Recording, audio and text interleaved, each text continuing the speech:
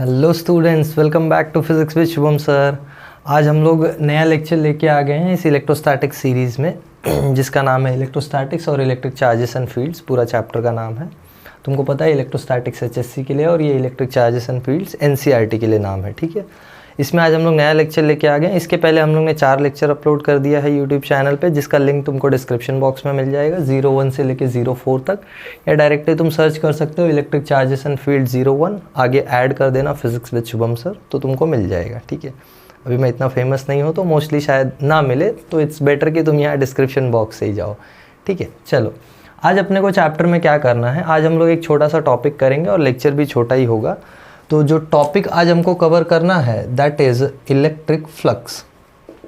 ठीक है, ये बहुत ही इम्पॉर्टेंट टॉपिक है इस चैप्टर का, क्योंकि ये टॉपिक इलेक्ट्रिक फ्लक्स चलने वाला है जब तक पूरा इलेक्ट्रिक फील्ड रहेगा। ठीक है, जब तक हम लोग फील्ड्स के बारे में बात करेंगे तब तक इलेक्ट्रिक फ्लक्स के बारे में बात चलता रहेगा, या बेसिकली बोल सकते हो flux is a tool to understand fields. Field को समझने के लिए फ्लक्स क्या है, एक टूल के जैसा काम करता है। ठीक है, तो आज हम लोग फ्लक्स के बारे में समझेंगे। फ्लक्स है क्या, फ्लक्स का डेफिनेशन क्या है, फ्लक्स को फाइंड कैसे करते हैं, उसका क्वालिटेटिव मीनिंग क्या है, क्वांटिटेटिव मीनिंग क्या है, ये सब कुछ। अभी क्वालिटेटिव क्वांटिटेटिव नहीं समझता है तो समझो क्वालिटेटिव मतलब फ्लक्स का क्या नेचर है, उसका डेफिनेशन क्या है, उसको हम कैसे क्वालिटेटिवली डिफाइन कर सकते हैं, ऊपर ऊपर से क्या समझ सकते हैं उसको हम लोग, उसको इंट्यूटिवली क्या समझ सकते हैं कि इंट्यूशन क्या है उसका, क्या आइडिया है उसका, और क्वांटिटेटिवली मतलब उसकी वैल्यू क्या है। ठीक है, ये 2 चीज़ें होती हैं फिजिक्स की क्वांटिटीज़ में हमेशा, एक उसका क्वालिटेटिव मीनिंग और एक उसका क्वांटिटेटिव मीनिंग, या qualitative value and quantitative value. हम लोग दोनों समझेंगे इस लेक्चर में। फर्स्ट ऑफ ऑल मैं तुमको इलेक्ट्रिक फ्लक्स का डेफिनेशन देता हूँ, so let's start with the lecture.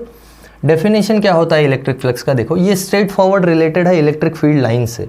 और याद रखना, जहाँ पे भी फील्ड लाइंस होती है ना, चाहे वो इलेक्ट्रिक फील्ड लाइंस हो चाहे वो मैग्नेटिक फील्ड लाइंस हो, उससे रिलेटेड फ्लक्स एग्जिस्ट करता ही है। तो फ्लक्स क्या है बेसिकली पता है, फ्लक्स इज अ वे और you can say it is a measure of field lines. वो फील्ड लाइंस का मेजर ही होता है, तो जहाँ भी फील्ड लाइंस होंगी वहाँ फ्लक्स कंपलसरीली होगा। ठीक है, तो डेफिनेशन मैं तुमको लिख के देता हूँ। डेफिनेशन क्या है, electric flux is the number of field lines passing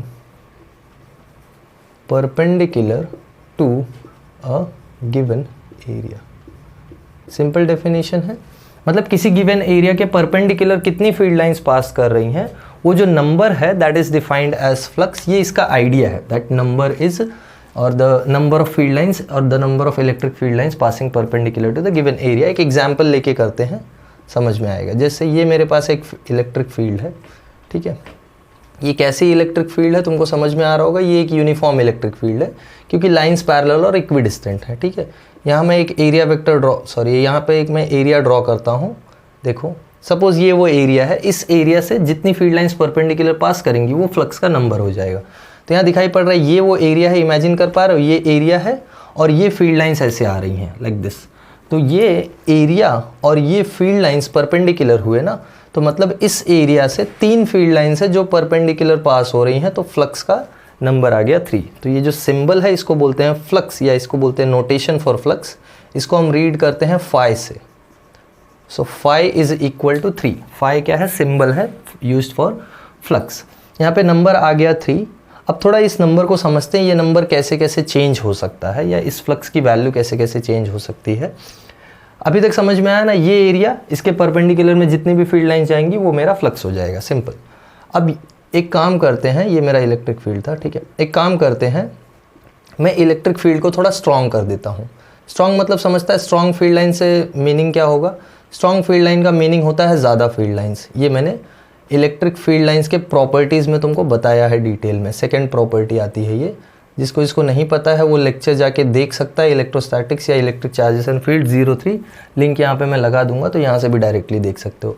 अब ये दूसरी एक फील्ड आ गई जो स्ट्रॉन्ग है, बस एरिया वही है अभी भी। ठीक है, ये वही एरिया मैंने लिया फिर से, इसी एरिया में से अब देखो कितनी फील्ड लाइंस पास हो रही हैं, ज़रा ध्यान से देखो।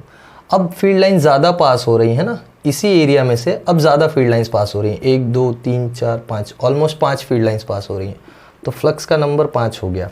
यहाँ से क्लियरली दिखाई पड़ रहा है कि अगर मैं इलेक्ट्रिक फील्ड को बढ़ाऊँ तो फ्लक्स बढ़ जाता है, इजंट इट।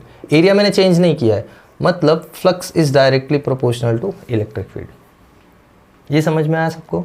अगर मैं इलेक्ट्रिक फील्ड का इंटेंसिटी बढ़ा दूं, यानी फील्ड लाइंस को बढ़ा दूं, तो फ्लक्स का नंबर भी बढ़ जाएगा या फ्लक्स की वैल्यू भी बढ़ जाएगी। ठीक है, सेकंड केस देखते हैं। सपोज़ ये वही फील्ड है मेरे पास पहले वाली, अब मैंने फील्ड को चेंज नहीं किया है, बस अब एक काम करता हूँ, अब मैं एरिया को बड़ा कर देता हूँ। ठीक है, देखो मैंने एरिया बड़ा कर दिया, तो अब क्या है, जहाँ मेरे पास 3 फील्ड लाइंस आ रही थी, अब मेरे पास 4 फील्ड लाइंस आ रही हैं, तो फ्लक्स का नंबर क्या हो गया 4। मतलब एक और चीज़ समझ में आया कि ये जो फ्लक्स है ये डायरेक्टली प्रोपोर्शनल टू एरिया भी है ना, मतलब एरिया अगर मैं बढ़ाऊं तो भी फ्लक्स बढ़ जा रहा है। तो 2 कंक्लूजन्स मिले हैं अब तक हम लोग को, या 2 ऑब्जर्वेशंस देखे हम लोग ने अब तक। अगर इलेक्ट्रिक फील्ड बढ़ाऊं, जो कि नंबर ऑफ फील्ड लाइंस बढ़ाने से बढ़ जाएगा, तो अगर इलेक्ट्रिक फील्ड बढ़ाया तो फ्लक्स बढ़ेगा। सेकंड, अगर एरिया को ही बड़ा कर दूं मैं तो भी फ्लक्स बढ़ जाएगा। मतलब पहले छोटा एरिया लिया तो उसमें से जो फील्ड लाइंस पास करे थे वो कुछ थी, जैसे ये एरिया ऐसे था, तो ये एरिया का जो विड्थ है वो छोटा है ना, देखो ये विड्थ, ये एरिया लिया है इसमें से ऐसे, इसी एरिया को मैंने ऐसे कर दिया इमेजिन। तो अब क्या हो गया, अब सारी फील्ड लाइंस पास कर रही हैं। तो फील्ड लाइंस कितनी पास करेंगी एरिया में से, वो डिपेंड करेगा फील्ड लाइंस के नंबर पे और एरिया के वैल्यू पे। अगर एरिया बड़ा तो ज़्यादा फील्ड लाइंस पास करेंगे, अगर नंबर ऑफ फील्ड लाइंस ज़्यादा तो भी ज़्यादा फील्ड लाइंस पास करेंगे, सिंपल एज दैट। ठीक है, ये दोनों चीज़ों से हमको एक चीज़ समझ में आई है कि इलेक्ट्रिक फील्ड बढ़ाएंगे तो फ्लक्स बढ़ जाएगा, एरिया बढ़ाएंगे तो फ्लक्स बढ़ जाएगा। ठीक है, एक तीसरी चीज़ भी है जिस पे ये डिपेंड करता है, जैसे देखते हैं। सपोज़ मेरे पास ये एक एरिया है, ठीक है, यही एक एरिया है, और ये फील्ड लाइंस इस बार कुछ अलग आ रही हैं, जैसे ये ऐसी फील्ड लाइंस है मेरे पास। अब इनका क्या करें, ये जो फील्ड लाइंस है ये हॉरिजॉन्टल से कुछ एंगल पे है। ठीक है, सपोज़ ये जो फील्ड लाइंस है ये हॉरिजॉन्टल से कुछ एंगल पे, कितने एंगल पे हैं, सपोज़ ये तुम्हारा हॉरिजॉन्टल थीटा एंगल पे हैं ये फील्ड लाइंस। ठीक है, तो अब क्या करें इन फील्ड लाइंस के लिए, तो यहाँ से जो फ्लक्स है, फ्लक्स का डेफिनेशन तो है number of field lines passing perpendicular to the given area. तो यहाँ से परपेंडिकुलर फील्ड लाइंस कहाँ से मिलेंगी, यहाँ से हम लोग परपेंडिकुलर फील्ड लाइंस कैसे निकाल पाएंगे, ये सारी फील्ड लाइंस परपेंडिकुलर तो नहीं है, ऑफ कोर्स वो दिखाई पड़ रहा है, राइट। ये हमारा एरिया है, एरिया ऐसे है, फील्ड लाइंस ऐसे हैं, इमेजिन कर पा रहे हो, तो ये परपेंडिकुलर तो नहीं है। बट अपने को पता है इलेक्ट्रिक फील्ड एक वेक्टर क्वांटिटी है ना, तो उसका कुछ कंपोनेंट इसके परपेंडिकुलर है। और परपेंडिकुलर मतलब क्या, परपेंडिकुलर मतलब जो फील्ड लाइन ऐसे जा रही है, सिंपल एज दैट, ये एरिया है, ऐसे जो भी फील्ड लाइन जा रही है वो परपेंडिकुलर हो जाएगी। तो इसी फील्ड का एक कंपोनेंट इधर एग्जिस्ट करेगा ना, हमको वेक्टर रेजोल्यूशन से पता होता है कि कोई वेक्टर अगर ऐसे है थीटा एंगल पे यहाँ से, तो उसका एक कंपोनेंट इधर आता है। अगर ये वेक्टर ए है, या ए से कंफ्यूज हो रहे हो तो let's say this is vector are, तो यहाँ आता है आर कॉस थीटा। इतना तो पता होगा ना सबको, ठीक है। ये वेक्टर रेजोल्यूशन का आइडिया है, छोटा सा आइडिया सबको पता होना चाहिए। तो just the same application if I do और just the same thing if I apply here, तो यहाँ भी एक इलेक्ट्रिक फील्ड का कंपोनेंट आ जाएगा ई कॉस थीटा। और ये ई कॉस थीटा ज़रा ध्यान से देखो, परपेंडिकुलर टू द एरिया हो गया ना, ये एरिया और इधर ई कॉस थीटा। तो ई कॉस थीटा क्या हो गया, number of field line passing perpendicular to the given area. मतलब ये जो फ्लक्स है this is also dependent on cos theta. ये जो थीटा है इसके बारे में वापस हम डिस्कशन करेंगे थोड़ा डिटेल में। अभी केसेस आई होप सबको समझ में आया होगा। तो यहाँ से मैं फ्लक्स का फॉर्मूला लिखने जा रहा हूँ, ये नोट डाउन कर लो, पॉज करके ड्रॉ करना है तो ड्रॉ कर लो। इसका मैं फॉर्मूला बताता हूँ, देखो क्या है फॉर्मूला। दो चीज़ें पता चली हैं, इलेक्ट्रिक फील्ड के स्ट्रेंथ पे डिपेंडेंट है और एरिया पे डिपेंडेंट है। तो यहाँ से फ्लक्स का जो फॉर्मूला आता है that comes out as E A cos of theta. मतलब जितना ज़्यादा इलेक्ट्रिक फील्ड उतना ज़्यादा फ्लक्स, जितना ज़्यादा एरिया उतना ज़्यादा फ्लक्स, जितना ज़्यादा कॉस थीटा उतना ज़्यादा फ्लक्स, सिंपल एज दैट। तो ये जो फ्लक्स है इसका नंबर देख लेते हैं और एक और चीज़ पता कर लेते हैं इसके बारे में कि ये कैसा क्वांटिटी है। तो अगर मैं ये पूरे एक्सप्रेशन को देखूं तो कहीं ये मुझे ए बी कॉस थीटा जैसा नहीं दिख रहा है। जैसे फॉर एग्जांपल हम लोग दो वेक्टर्स का डॉट प्रोडक्ट करते थे, ए वेक्टर डॉट बी वेक्टर, तो ये क्या आता था, ये आता था ए बी कॉस थीटा, ये सबको पता होगा। तो ये ए बी कॉस थीटा जैसा नहीं दिख रहा है, मतलब flux is actually E and A vectors dot product. अब ये ए वेक्टर क्या आ गया है, ज़रा इसको डिटेल में समझते हैं। ए वेक्टर देख के परेशान मत हो, मैं इसके बारे में बताता हूँ। यहाँ से एक तो चीज़ समझ में आ रही है कि therefore flux is a scalar quantity. क्यों? क्योंकि डॉट प्रोडक्ट का आंसर हमेशा स्केलर आता है ना, ये वेक्टर्स में तुमने पढ़ा होगा। डॉट प्रोडक्ट का आंसर हमेशा स्केलर आता है, ये हमेशा एक नंबर होता है, ठीक है। देखो ना, ये भी एक वैल्यू है, ये भी एक वैल्यू है, कॉस थीटा भी एक वैल्यू है, तो सारा कुछ एक वैल्यू ही है। सेकंड, इसकी एसआई यूनिट देख लो। एसआई यूनिट क्या हो जाएगी? एसआई यूनिट हो जाएगी इलेक्ट्रिक फील्ड की एसआई यूनिट न्यूटन पर कूलम, और एरिया की यूनिट मीटर स्क्वायर, तो न्यूटन मीटर स्क्वायर पर कूलम। इसी यूनिट का एक नाम है कॉल्ड एज वेबर, ठीक है। तो जहाँ भी तुम देखोगे फ्लक्स को लिखा हुआ, वहाँ पे तुम पाओगे कि ये वेबर में लिखा होता है, या कभी कभी न्यूटन मीटर स्क्वायर पर कूलम में भी लिखा होता है। और एक यूनिट है, हमको पता है इलेक्ट्रिक फील्ड की यूनिट है वोल्ट पर मीटर, और एरिया की यूनिट है मीटर स्क्वायर, तो ये मीटर स्क्वायर कैंसिल, तुमको मिल जाएगा वोल्ट मीटर। दो यूनिट्स तुमको मिली है, एक वेबर या न्यूटन मीटर स्क्वायर पर कूलम, दूसरी वोल्ट मीटर, ठीक है। ये दोनों यूनिट्स फ्लक्स के लिए हैं, ध्यान देना। किसी में भी तुमको फ्लक्स दिया हुआ हो सकता है, वोल्ट मीटर में दिया है तो वो भी एसआई यूनिट ही है, न्यूटन मीटर स्क्वायर पर कूलम में दिया है वो भी एसआई यूनिट ही है, या वेबर में दिया है तो वो भी एसआई यूनिट ही है, ठीक है। आई होप सबको इतना समझ में आया होगा। चलो थोड़ा ये एरिया वेक्टर पे बात कर लेते हैं कि ये है क्या एरिया वेक्टर, और कुछ थोड़ा डिस्कशन करेंगे कि फ्लक्स को और कैसे पढ़ा या और कैसे निकाला जा सकता है, ठीक है। चलो आई होप इतना समझ में आया होगा। यहाँ एरिया वेक्टर के बारे में बताता हूँ मैं साइड में। देखो ये जो एरिया वेक्टर है ये है क्या? सपोज़ मैंने यहाँ पे ये एरिया लिया हुआ था ना, ये वाला एरिया, ठीक है। इस एरिया के लिए एरिया वेक्टर जो होता है वो होता है ये वेक्टर। मैं बताता हूँ, जैसे किसी भी रेक्टेंगल का एरिया कैसे निकालते हैं, मैं ये बुक से तुमको समझाता हूँ। देखो जैसे ये रेक्टेंगुलर शेप का बुक है, तो इसका एरिया कैसे मिलेगा? इसका एरिया मिलेगा लेंथ इंटू ब्रेड्थ करके ना, L क्रॉस B। तो हमको पता है एरिया का फॉर्मूला होता है लेंथ इंटू ब्रेड्थ, तो ये एक्चुअल में लेंथ क्रॉस ब्रेड्थ होता है। जैसे मैं इधर लेंथ क्रॉस ब्रेड्थ करूँ, ये लेंथ ये ब्रेड्थ, लेंथ क्रॉस ब्रेड्थ किया तो एरिया वेक्टर का डायरेक्शन देखो आउटवर्ड नॉर्मल आ रहा है, या इसके परपेंडिकुलर आ रहा है, इस सरफेस के परपेंडिकुलर, राइट। ये बहुत इंपॉर्टेंट बात है, समझ के रखो एरिया वेक्टर के बारे में। किसी भी सरफेस का एरिया का जो वेक्टर होता है वो उसके परपेंडिकुलर होता है। तो ये 2D सरफेसेस के लिए ट्रू है। जैसे ये वो सरफेस है तो इसका एरिया वेक्टर ऐसे होगा, या फिर ऐसे भी हो सकता है पीछे की तरफ भी, दोनों वेज में पॉसिबल है इसका एरिया वेक्टर। तो कौन से वे में सेलेक्ट करें या कौन से डायरेक्शन में सेलेक्ट करें वो अपने ऊपर है। जैसे यहाँ इलेक्ट्रिक फील्ड इधर जा रही थी तो मैंने एरिया वेक्टर इधर सेलेक्ट किया, ठीक है। तो area vector is always perpendicular to the given surface. ये बात हमेशा याद रखना, it is always perpendicular to the given surface. ये इतना एरिया वेक्टर के बारे में तुमको पता होना चाहिए, ठीक है। और ये 2D एरिया वेक्टर का बात कर रहा हूं मैं, 2D सरफेस के लिए है ये।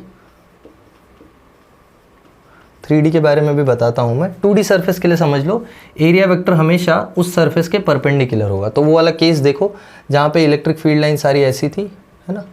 यहाँ पे देखो इलेक्ट्रिक फील्ड में और एरिया वेक्टर में कितना एंगल है, ये तुम्हारा एरिया वेक्टर और यही तुम्हारा इलेक्ट्रिक फील्ड वेक्टर, तो दोनों में एंगल 0 है ना। तो यहाँ cos थीटा 0 है, यानी cos थीटा यहाँ थीटा 0 है तो cos 0 1, यानी जब थीटा 0 होता है तो cos थीटा मैक्सिमम होता है।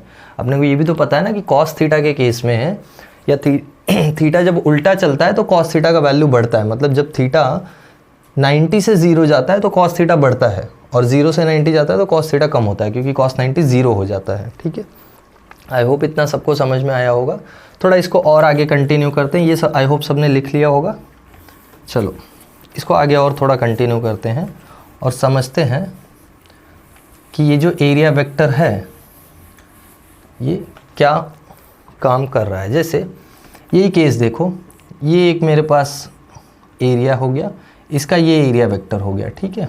चलो ठीक है, ये इलेक्ट्रिक फील्ड आ रही है ऐसे, ठीक है। हमको दिया हुआ है इलेक्ट्रिक फील्ड जो है वो हॉरिजॉन्टल से थीटा एंगल पे है। तो अब इलेक्ट्रिक फील्ड का एक कंपोनेंट इधर आएगा which will be E cos theta, और एक कंपोनेंट इधर भी आएगा, ज़रा ध्यान देना, ई साइन थीटा। ये होता है ना वेक्टर रेजोल्यूशन, एक वेक्टर के दो कंपोनेंट्स, अगर वेक्टर 2D है तो इसके दो कंपोनेंट्स बने ई cos theta E sine theta. अभी ई कॉस थीटा देखो वो ऐसा फील्ड लाइन है जो इस सरफेस के परपेंडिकुलर है, राइट। और ई साइन थीटा ऐसा फील्ड लाइन है जो इस सरफेस के पैरेलल है। आई होप सबको इमेजिन हो रहा होगा, ये वो सरफेस है, ये ई साइन थीटा है, मतलब इसके पैरेलल हो गया ना ऐसे नीचे जाता हुआ, और ये ई कॉस थीटा हो गया इसके परपेंडिकुलर जो इसमें से इसके थ्रू पास कर रहा है, ठीक है। तो ई कॉस थीटा की वजह से जो फ्लक्स बनेगा वो हम काउंट करेंगे according to the definition. E sine theta वाली जो फील्ड लाइन है वो तो पास ही नहीं हो रही है ना सरफेस से, वो तो सरफेस के पैरेलल है, वो सरफेस में से थोड़ी पास हो रही, सरफेस तो ये है, ये तुम्हारा सरफेस है राइट, तो इसके थ्रू नहीं पास हो रहा है फील्ड लाइंस इसके पैरेलल पास हो रहा है, तो इसीलिए यहाँ पे जो फ्लक्स आता है that is E cos theta into A, ये होता है फ्लक्स का फॉर्मूला। तो यूजुअली जो फ्लक्स होता है ना हमेशा ई इंटू ए लिखा जाता है, बट जब angle between electric field and area vector other than zero होता है तो वहाँ cos theta component compulsorily include करना पड़ता है। तो इसीलिए जो पूरा फॉर्मूला आता है वो होता है ई ए कॉस थीटा, तो जब थीटा ज़ीरो तो कॉस ज़ीरो ज़ीरो हो जाए, कॉस ज़ीरो वन हो जाएगा, यानी ई इंटू ए हो जाएगा ये, ठीक है। So that's how the definition और that's what the value of flux is. इसको हम लोग ऐसे फाइंड कर सकते हैं, ठीक है। थोड़ा इसके वैल्यू के बारे में और बताता हूँ। जैसे यहीं पे फील्ड देखो, तुमको बहुत सारे एग्जांपल्स दे देता हूँ ताकि तुम फंसो ना अलग अलग सिचुएशंस देख के। यहीं पे जैसे ये तुम्हारा एरिया है, ठीक है, तो ये उसका एरिया वेक्टर हो गया। चलो यहाँ एक फील्ड लाइन ऐसे है, एक फील्ड लाइन ऐसे है, ठीक है। अब इसके वजह से फ्लक्स कैसे मिलेगा तुमको देखते हैं, निकाल के बताता हूँ मैं। सपोज़ ये फील्ड लाइन ऐसे है, ठीक है, हमको पता है, हमको दिया हुआ है कि ये फील्ड लाइन इस एरिया वेक्टर से थीटा एंगल पे, तो क्लियरली दिखाई पड़ रहा है इसका एक कंपोनेंट इधर आ जाएगा that will be E cos theta, और एक कंपोनेंट ऊपर जाएगा that would be E sine theta. तो ज़रा फिर से देखो, ई कॉस थीटा जो है परपेंडिकुलर जा रहा है, ई साइन थीटा जो है पैरेलल जा रहा है। ये तुम्हारा एरिया है ना, तो एरिया के परपेंडिकुलर ये और पैरेलल में ये। तो जब भी फील्ड लाइंस पैरेलल है तो फ्लक्स ज़ीरो, जब भी फील्ड लाइंस परपेंडिकुलर है तो फ्लक्स का वैल्यू फील्ड लाइंस का नंबर है, ठीक है। चलो तो यहाँ से फ्लक्स का फॉर्मूला मिल गया है ई कॉस थीटा ए, या फ्लक्स का overall formula E A cos of theta, ठीक है। आई होप ये ई ए कॉस थीटा देख के अभी किसी को डर नहीं लग रहा है, इजी हो गया होगा। क्यों कॉस थीटा आया है वहाँ पे ये समझाना चाह रहा था मैं, जो कि तुमको एरिया वेक्टर से समझ में आया, ठीक है। अभी ये जो एरिया वेक्टर है ना, ये एरिया वेक्टर के और केसेस हैं, वो मैं तुमको लास्ट में बता दूंगा। अभी फ़िलहाल के लिए ये जो फ्लक्स मिला है इसका वैल्यूज़ देख लेते हैं, क्या क्या पॉसिबल वैल्यूज़ है, ठीक है। ये समझ में आया है ना सबको, मैं इसको क्लियर कर देता हूँ और इसके वैल्यूज़ डिस्कस करते हैं। चलो डेफिनेशन भी आई होप सबको क्लियर हो गया होगा, तो अब सिर्फ मैथ्स पे रहते हैं। देखो क्या है, फ्लक्स का वैल्यू है ई A cos of theta. Cases देखते हैं। If theta is zero, theta zero होने का मतलब क्या है, या पहले मैं थीटा डिफाइन ही कर देता हूँ फिर लिखता हूँ ना। Where theta is angle between electric field vector and area vector. अब सबको पता होना चाहिए एरिया वेक्टर क्या है, मैंने बता दिया एरिया वेक्टर। एरिया वेक्टर को डिटेल में हमने यहाँ पे देखा भी है। Area vector is a vector which is perpendicular to the given surface, ठीक है, सरफेस के परपेंडिकुलर में उसका एरिया वेक्टर होता है। So it is area vector and electric field vector के बीच में एंगल। अब डिफाइन करते हैं cases. First case, if theta is zero, theta zero यानी फ्लक्स क्या हो जाएगा, फ्लक्स हो जाएगा ई ए कॉस ज़ीरो, जो कि 1 होता है, ये आ गया फ्लक्स।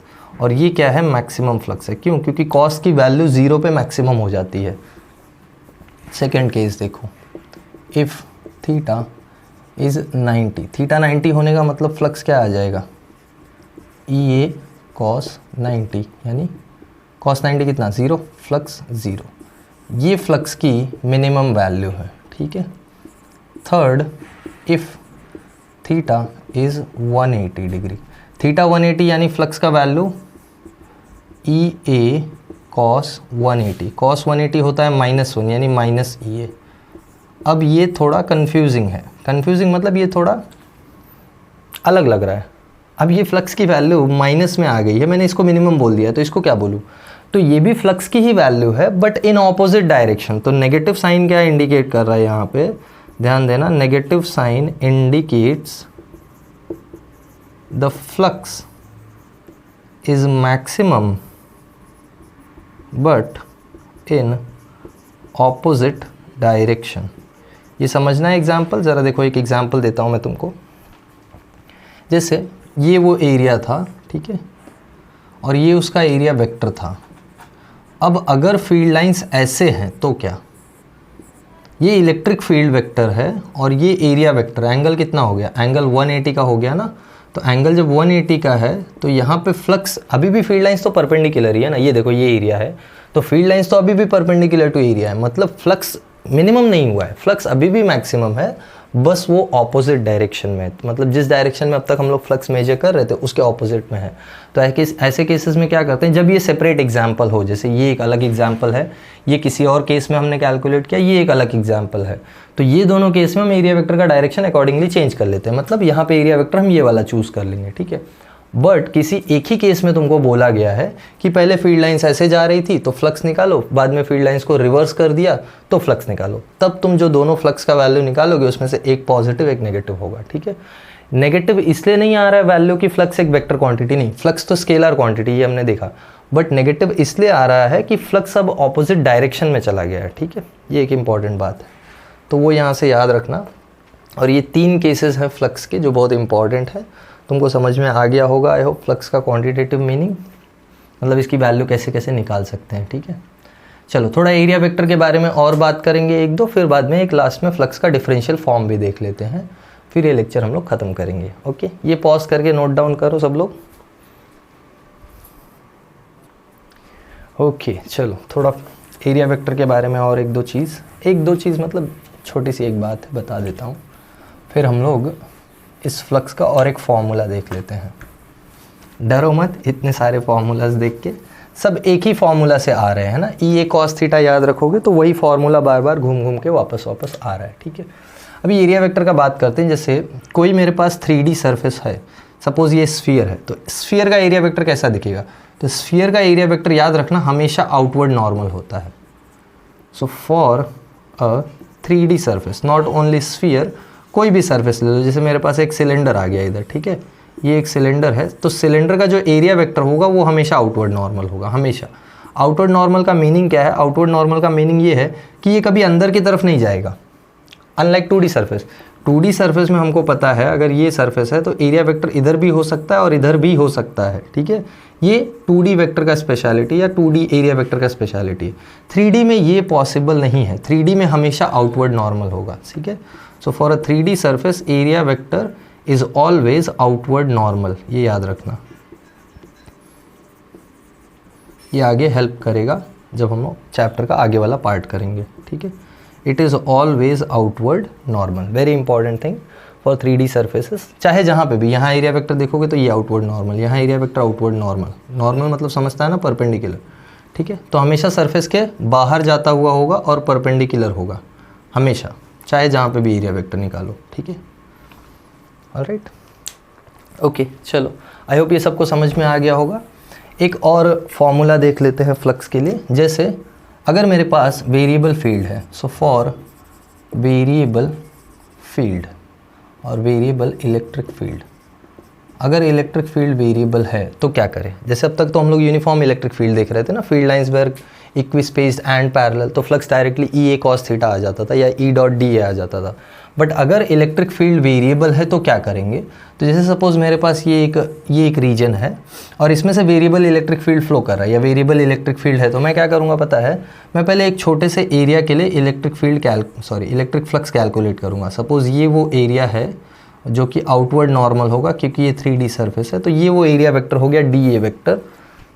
इसमें से जो इलेक्ट्रिक फील्ड परपेंडिकुलर जा रही है वो मैं लूँगा और छोटा सा फ्लक्स कैलकुलेट करूँगा D phi, which will be E dot D A. ध्यान दो, चाहे तुम इसको वेरिएबल इलेक्ट्रिक फील्ड के लिए करो यूज़, चाहे तुम इरेगुलर सरफेसेस के लिए यूज़ करो। जैसे कोई इरेगुलर सरफेस है जिसका एरिया तुमको पता नहीं है, तो तुम क्या करोगे, तो तुम छोटे से एरिया के लिए लोगे, बाद में जो छोटे से एरिया के लिए छोटा फ्लक्स आ रहा है उसको इंटीग्रेट करेंगे। So total flux will be phi is equal to closed integral E dot dA. This is very very important। मतलब किसी ऐसे केस में हमको फ्लक्स कैलकुलेट करना है जहाँ इलेक्ट्रिक फील्ड वेरिएबल है या जो हमारा एरिया है वो नॉन एरिया नहीं है। मतलब जैसे इसका एरिया क्या होता है, इसके लिए कोई फार्मूला है क्या तुम्हारे पास, नहीं है ना। इसके लिए फार्मूला है, सिलेंडर का सरफेस एरिया पता है, स्फीयर का सरफेस एरिया पता है, ट्रायंगल का सरफेस एरिया पता है, सबका पता है। इसका क्या होगा, कोई इरेगुलर सरफेस है तो क्या करोगे, एरिया कैसे निकालोगे, इसका क्या एरिया होता है नहीं पता है ना। तो उसके लिए क्या करते हैं हम लोग, पहले एक छोटे एरिया पे फ्लक्स निकालते हैं, फिर उस पूरे एरिया को इंटीग्रेट करते हैं अबाउट द होल सरफेस। उस छोटे फ्लक्स को हम लोग पूरे सरफेस के अबाउट इंटीग्रेट करेंगे तो टोटल फ्लक्स आ जाएगा। तो इंटीग्रेशन मतलब होता है इनफाइनाइट समेशन। ये तुमको अभी शायद ना पता हो, NCERT वाले जो ये पढ़ रहे हैं उनको पता होगा इंटीग्रेशन के बारे में। स्टेट बोर्ड वाले जो पढ़ रहे हैं, महाराष्ट्र स्टेट बोर्ड, उनको थोड़े टाइम में इंटीग्रेशन आ जाएगा, तो परेशान मत हो। आई होप सबको इतना आइडिया होगा। बस इंटीग्रेट कर देते हैं हम लोग ओवर द होल सरफेस तो हमको टोटल फ्लक्स मिल जाता है।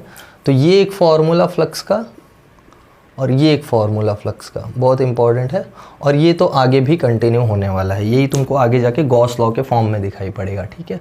तो इसके बाद का जो लेक्चर आएगा उसमें हम गॉसेस लॉ पढ़ेंगे और उसके एप्लीकेशंस पढ़ेंगे, ठीक है। सो आई होप सबको आज ये फ्लक्स के बारे में समझ में आया होगा। ये पूरा डिटेल्ड लेक्चर है फ्लक्स के ऊपर।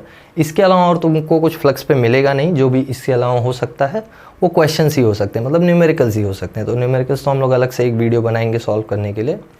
तो आई होप सबको जो भी था समझ में आया होगा फ्लक्स के बारे में। कुछ भी अगर डाउट है related to electric flux, just posted in the comment box में डालो, I will try to solve it, ठीक है। Okay everyone, bye.